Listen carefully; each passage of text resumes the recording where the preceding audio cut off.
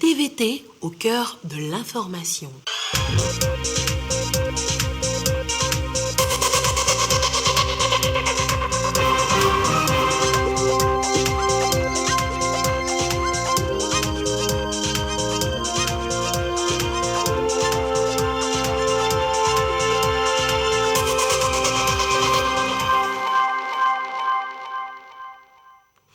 Il est l'heure du journal sur la télévision togolaise. Madame, Monsieur, bonsoir. Et voici les titres de cette édition. Des étudiants aux côtés des députés en plénière. La scène se passe ce mercredi à Kara. L'Assemblée nationale délocalisée à Kara le temps de la première session ordinaire de l'année a planché sur la création des régions au Togo ce jour. Le compte rendu dans ce journal. Des experts de la lutte contre l'érosion côtière sont à Lomé. Ils échangent depuis ce matin pour trouver la meilleure stratégie pour sauver le littoral togolais gagné par le phénomène de l'érosion côtière. Et puis, il y a 75 ans, l'église catholique de Siou, dans la préfecture de Doufelgou, ouvrait ses portes. Un jubilé célébré avec faste après les prières de circonstance. Et nous irons à Doufelgou pour avoir les échos de cette célébration. Voilà donc pour les titres. Les députés sont toujours à Kara où se tient la première session ordinaire de l'année. Pour ce deuxième jour, le sujet qui a retenu l'attention des élus, c'est le projet de loi relatif à la création de régions. De quoi est-il question? Marie-Ange Béda nous fait le compte rendu de cette plénière à laquelle on prépare des étudiants. Séance plénière ouverte au public. Les invités, ce sont eux, étudiants et étudiantes de la région de la Kara. Une première immersion en milieu parlementaire suivie de bout en bout. D'habitude, c'est théoriquement.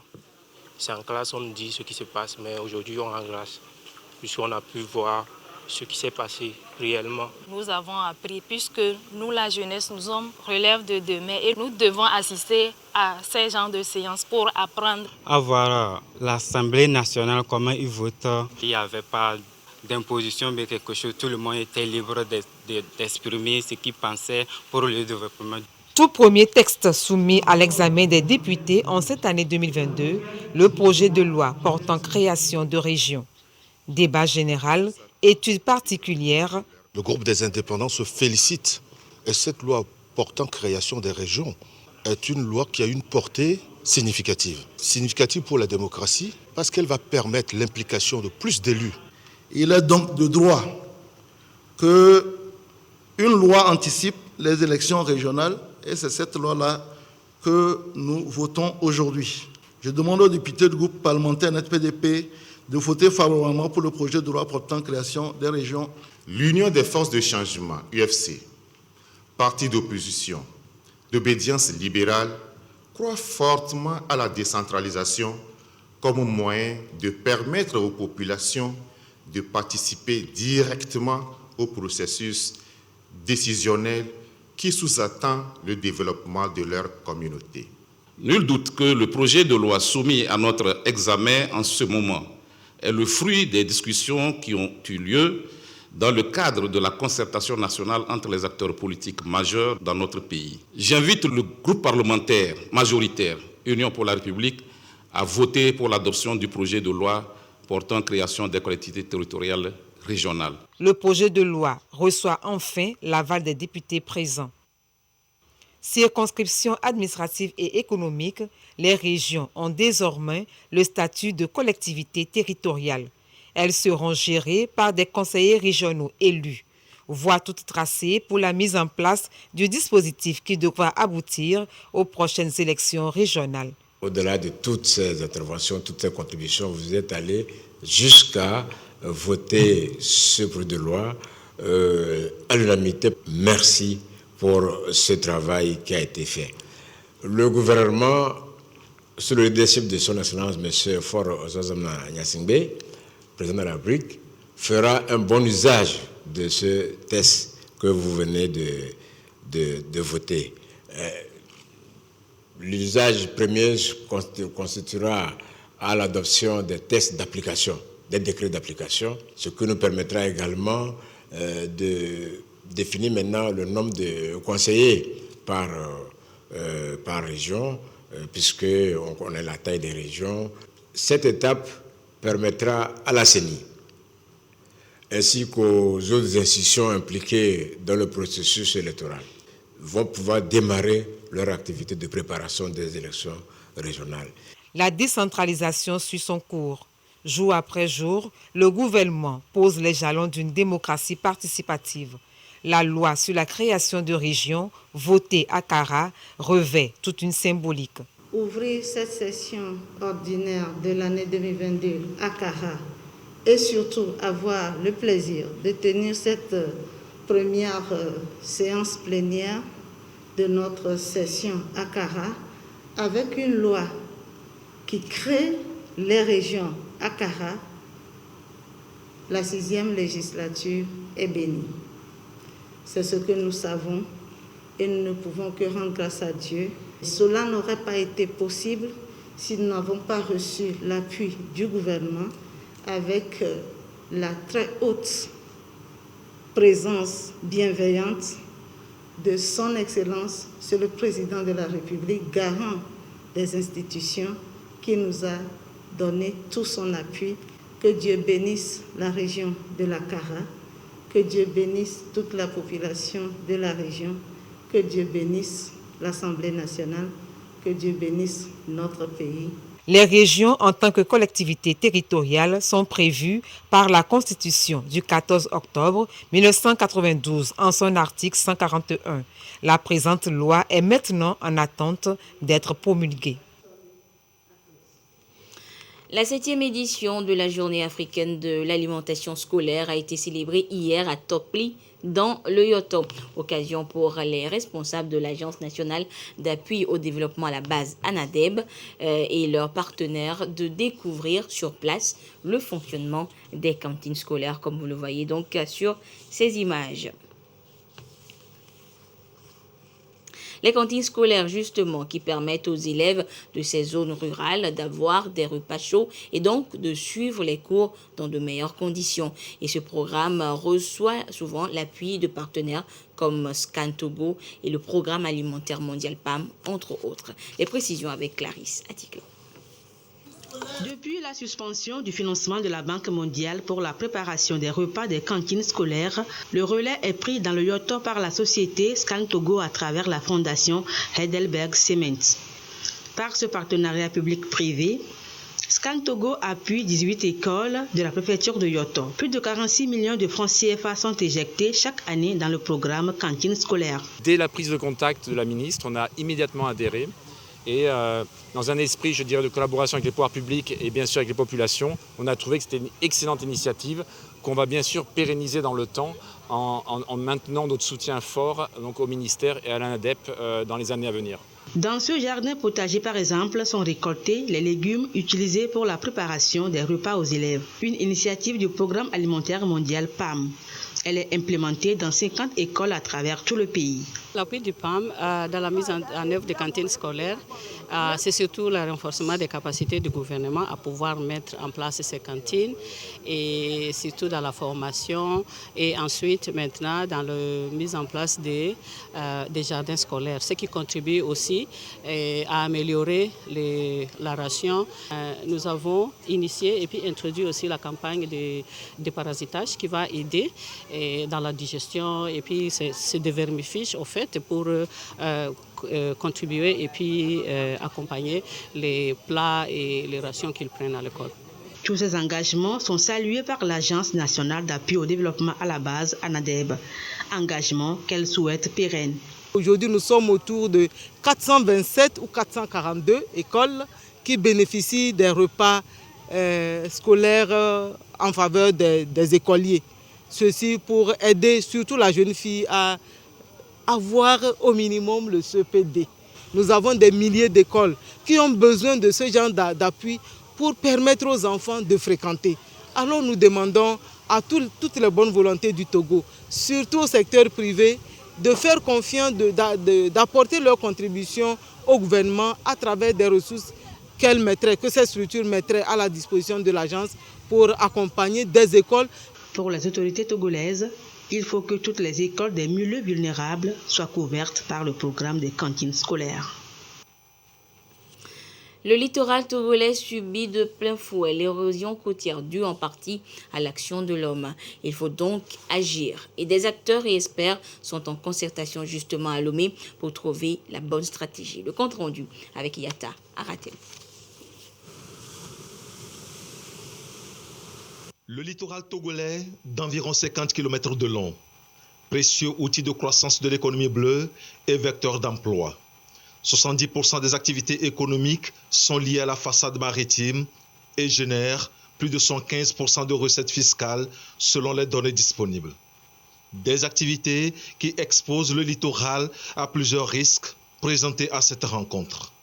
Les principaux problèmes au niveau du littoral, vous avez l'érosion côtière avec le trait de côte qui est en train toujours de reculer, c'est-à-dire qu'il y a la mer qui avance, qui nous prend de plus en plus la terre. Vous avez les inondations côtières avec tout ce que cela crée comme désolation et la question de pollution. Devant ce tableau de risques et menaces, des initiatives sont prises et sont en cours d'exécution. Et pour un impact positif sur les populations, une concertation des acteurs est nécessaire. Le Haut Conseil pour la mer et le projet Waka-Résip créent le cadre. Il s'agit déjà de dessiner et de proposer les dispositifs ou les mécanismes que l'on pourrait avoir pour assurer vraiment cette coordination, pour créer en quelque sorte une certaine alliance au niveau des différents intervenants. Les résultats des travaux vont permettre de mieux protéger les côtes togolaises et de pouvoir faire un suivi efficace des investissements. Mars 2012, mars 2022, il y a 10 ans déjà que l'Institut national d'assurance maladie INAM a démarré ses activités au Togo.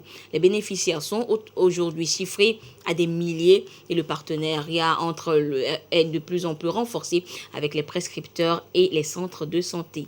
10 ans après, qu'est-ce que l'INAM a apporté aux bénéficiaires? Voyons cela dans ce sujet préparé par Ekoui Salah. Essi, 80 ans, a fait partie des toutes premières bénéficiaires de l'assurance maladie INAM. 22 ans de retraite, mais elle continue de bénéficier des prestations de l'Institut. Comme régulièrement, elle a rendez-vous au CHU Campus ce matin pour des consultations.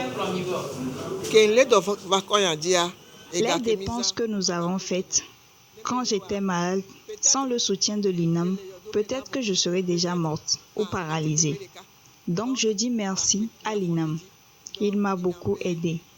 Si ce n'est pas le cas pour les autres, moi personnellement, ça m'a beaucoup soulagée. Nous, certains, sans INAM, il nous sera difficile d'acheter les médicaments. Mon mari n'est plus. Je n'ai pas d'argent. Aucun de mes enfants ne travaille vraiment. Cela fait 8 jours que je suis hospitalisée. Et sans l'INAM, j'allais fuir. Comme Essi et Rukayatou, plus de 426 000 Togolais bénéficient aujourd'hui des prestations de l'INAM. Plus de 8 500 prescripteurs collaborent avec la structure. Parmi eux, Dr Lakoni Kaga, médecin au CHU Campus. La rénovation majeure a été de faciliter, d'alléger le nombre de carnets pour la prise en charge. La rénovation aussi a été d'élargir la prise en charge à ce qu'on aille à l'essentiel.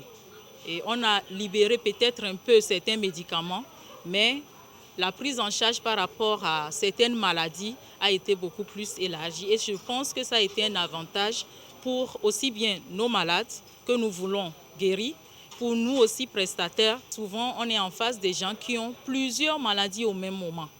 Notre souhait, c'est surtout qu'on ne limite pas le nombre de médicaments pour un malade. Au quotidien, plus de 50% des assurés INAM sont accueillis au CHU Campus. La plupart pour des consultations. Ce partenariat, le centre veut le renforcer au cours des prochaines années. C'est une très bonne collaboration entre l'INAM et notre institution publique. Et pour le prouver, l'INAM très tôt, 1 an après le début des prestations, l'INAM a mis en place un bureau de liaison au niveau du CHU Campus pour faciliter les formalités aux assurés. Et également, il y a un cadre permanent où nous faisons des séances de travail pour corriger des difficultés qui sont journalières ou bien quotidiennes à nos deux institutions. Et ce que nous pouvons demander à l'INAM, c'est un plaidoyer que les recrutements de nos prestations se fassent dans le délai pour nous permettre de renouveler les stocks de médicaments et des réactifs. Après les agents de l'État, l'assurance maladie INAM couvre aujourd'hui d'autres corps de métier. L'ambition, aller lentement mais sûrement vers une assurance maladie universelle au Togo. Le projet de loi a été voté depuis décembre 2021. Santé toujours avec la situation de la pandémie au nouveau coronavirus Covid-19 au Togo à ce jour du mercredi 2 mars 2022. Le nombre de cas confirmés est de 36 812. 4 nouveaux cas enregistrés depuis hier. Le nombre de personnes guéries est de 36 418. 4 nouveaux guéris également enregistrés depuis hier. Le nombre de cas actifs s'élève à 122. Le nombre de décès est de 272. Un communiqué du ministre en charge de la Santé, professeur Moustapha Mijiawa. Et on le voit tous depuis quelques semaines, l'on assiste à la chute, à la baisse considérable des cas de contamination de Covid-19 dans notre pays. La situation s'améliore donc de jour en jour selon la coordination de la gestion de la pandémie. Elle a fait le point à la presse cet après-midi. Le compte rendu avec Marie-Réna Beta et Eko Sala. Après 2 semaines de pause, la coordination nationale de gestion de la riposte contre le Covid-19 de nouveau face à la presse. À l'ordre du jour, l'état des lieux de la situation pandémique au Togo. Il en ressort que les nouveaux cas de contamination se font de plus en plus rares, et cela depuis quelques semaines. On est parti des chiffres de mi-décembre, début janvier, avec les chiffres de 3000 par semaine, pour arriver au début du mois de février à 81 cas par semaine. La semaine du 9 au 15 février, toujours 81 cas. Et la semaine dernière, du 16 au 22 février, nous avons noté 71 cas. Donc le nombre de cas continue par baisser. Et cette semaine, la période du 23 février au 1er mars, nous avons noté 44 cas, avec des jours où nous avons eu seulement qu'un seul cas. Au regard de ces chiffres sans cesse décroissants et encourageants, le gouvernement a décidé d'alléger les mesures restrictives. Il est autorisé, entre autres, la reprise des activités culturelles et sportives sur l'ensemble du territoire national. La coordination appelle dès lors la population au respect des mesures barrières et surtout à privilégier la vaccination pour l'éradication totale du coronavirus. Pour ce qui est de la vaccination, si je prends la vaccination des 18 ans et plus, le nombre de ceux qui ont eu la première dose, plus d'1 550 000, ce qui représente en gros plus de 36% des 18 ans et plus. Et ceux qui ont eu les 2 doses représentent plus de 1 139 000 cas, ce qui représente 28%. Et les personnes de 12 à 17 ans qui ont eu leur première dose représentent 85 694 et ceux qui ont eu une seule dose de 12 à 17 ans représentent 1128. Notre taux de guérison est plus de 99%. L'allègement du dispositif ne doit pas nous faire perdre de vue l'importance actuelle, la vaccination. La délivrance de faux passes vaccinaux est formellement proscrite. Tout contrevenant sera sévèrement puni selon les tests en vigueur, a rappelé la coordination. En Afrique du Sud également, la pression est retombée. Le pays a passé 2 jours sans avoir enregistré de décès dus à la Covid-19. Et cette prouesse a été possible grâce à la mobilisation pour la vaccination. L'Afrique du Sud n'a enregistré aucun décès dû au coronavirus ces dernières 48 heures. Une première depuis mai 2020 dans le pays le plus touché par la pandémie sur le continent. Signe que la courbe de la maladie décroît. Les hôpitaux n'ont quasiment plus de cas de Covid, affirme Chabir Madi, spécialiste des vaccins dans une université sud-africaine. Un changement de cap que le spécialiste attribue à la vaccination et aux vagues de la pandémie. Des Sud-Africains auraient développé une protection contre les formes graves de la maladie. À titre d'exemple, au moins 80% de la province de Gauteng a déjà été infectée par le coronavirus. Sur l'ensemble du territoire, près de 3,6 millions de personnes ont été touchées pour 100 000 décès. La tendance se confirme dans la région Afrique australe. Le Zimbabwe, la Namibie, l'Angola, le Mozambique et les Swatini n'ont pas enregistré de cas de décès au cours des dernières 24 heures. Accalmie dans certains pays, oui, mais la Covid-19 sévit toujours. À Hong Kong, c'est la désolation. Les morgues et les hôpitaux sont débordés par l'afflux de corps et de malades. 55 000 nouveaux cas Covid-19 enregistrés ce mercredi contre 12 000 seulement en 2 ans. La situation sanitaire s'aggrave de jour en jour à Hong Kong. Les hôpitaux sont totalement dépassés par le tsunami de malades Covid qui déferle et dépasse au centuple leur capacité. Les morgues et les crématoriums également submergés. Face à la situation, les autorités ont fait installer des tentes pour isoler les malades. Elles sont soutenues par des cliniques dédiées. Pour parer à la pénurie d'ambulances, une flotte de taxis est appelée au secours. Autant de mesures pour mieux contrôler et prendre en charge les patients contaminés. Cette vague est la plus importante que traverse la ville de Hong Kong. Elle s'apprête à tester ses 7,4 millions d'habitants. Pour les autorités, le pic de la pandémie est encore loin. Les personnes âgées non vaccinées sont les plus exposées. La ville pourrait imposer un confinement strict dans les jours à venir, comme en Chine, avec l'obligation de rester chez soi. Et au Burkina Faso, sobre cérémonie d'investiture ce mercredi du lieutenant-colonel Sandaogo Damiba. Le nouvel homme fort du Burkina avait déjà été déclaré président en février dernier par le Conseil constitutionnel burkinabé. Autre actualité, la situation en Ukraine préoccupe tous les continents de la planète. Plusieurs pays y ont leurs ressortissants, mais ceux du continent africain subissent le rejet des populations ukrainiennes et des pays voisins. Une situation que déplorent et dénoncent plusieurs chefs d'État africains. Devant la gare de Lviv, ces étudiants africains patientent parfois pendant des heures dans l'espoir de trouver un train ou un bus pour quitter l'Ukraine. Située à l'ouest du pays, à seulement quelques kilomètres de la Pologne et encore à l'écart des combats, la ville de Lviv est devenue un refuge depuis l'offensive russe. Des témoignages de discrimination se sont multipliés ces derniers jours à l'égard de ces ressortissants venus d'Afrique. L'affaire est remontée jusqu'aux gouvernements africains.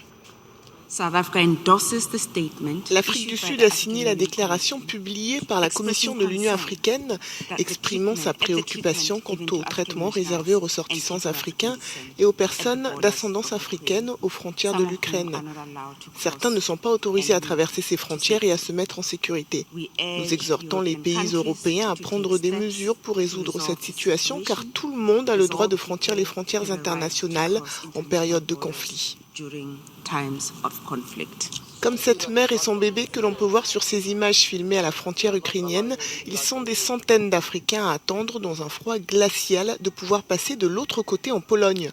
Mais pour eux particulièrement, les choses ne sont pas aussi simples. L'Union africaine a condamné un traitement différent, inacceptable et raciste. Nous donnons écho ici au cri d'alarme des ressortissants et étudiants africains qui, fuyant la guerre en Ukraine, se heurtent à des discriminations dans leur exode en quête d'abri. Cette situation est inacceptables. Nous disons non au racisme et demandons le respect de la dignité humaine, tout en appelant au traitement équitable de toutes les personnes en détresse. Plusieurs pays africains ont toutefois annoncé que quelques dizaines de leurs ressortissants avaient pu quitter l'Ukraine. C'est le cas de ces Ghanéens, tout juste arrivés à l'aéroport d'Accra. Pour eux et leurs proches, c'est le soulagement, contrairement à d'autres, toujours bloqués en Ukraine. Retour en page nationale et direction Sioux, où les chrétiens catholiques de la localité en sont en fête. Leur paroisse, la paroisse Immaculée Conception, souffre sa 75e bougie cette année. Et les festivités de ce jubilé ont été lancées à travers une célébration eucharistique. Le compte rendu avec Nestor Mozo.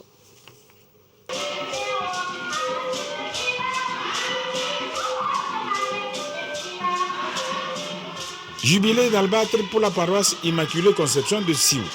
Cette célébration eucharistique marque le point de départ des activités concernant ce 75e anniversaire. Nombreux sont les prêtres, les religieuses et les religieux natifs de Sioux ainsi que les laïcs natifs résidents ou venus d'ailleurs qui ont répondu à ce rendez-vous d'ouverture jubilaire.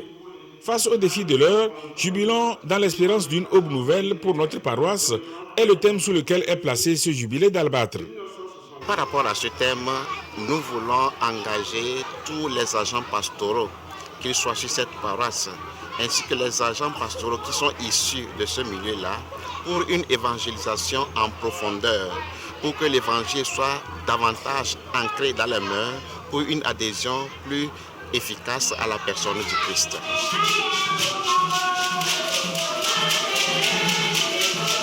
L'apothéose du jubilé est prévue le 10 décembre et plusieurs activités vont s'étaler jusqu'à cette date. Parmi les activités que nous prévoyons durant cette année jubilaire, nous avons un pèlerinage paroissial, une campagne d'évangélisation.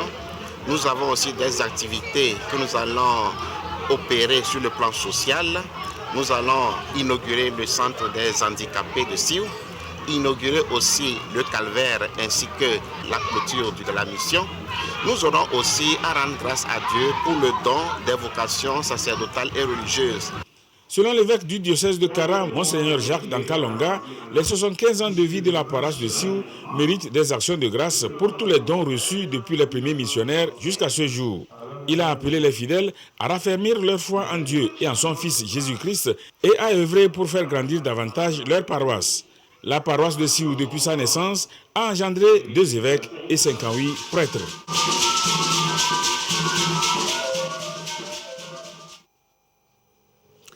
Autre célébration, le 8 mars, journée internationale de la femme, et ce sera dans quelques jours. En attendant, le ministère des Sports et des Loisirs donne le ton à la célébration à travers des activités sportives féminines. Aflim Johnson pour des précisions.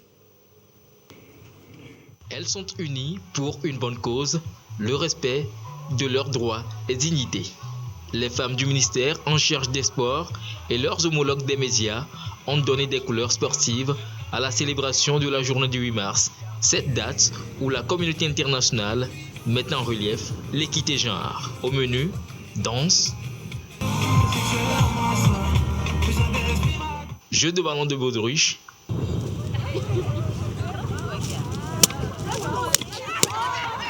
course en sac, mise en forme, mais aussi football entre 2 équipes mixtes habillées respectivement en vert et blanc. 2 fois 10 minutes pour jouer les imitatrices des éperviers d'âme. Mais pour ces femmes ici présentes, l'objectif est ailleurs.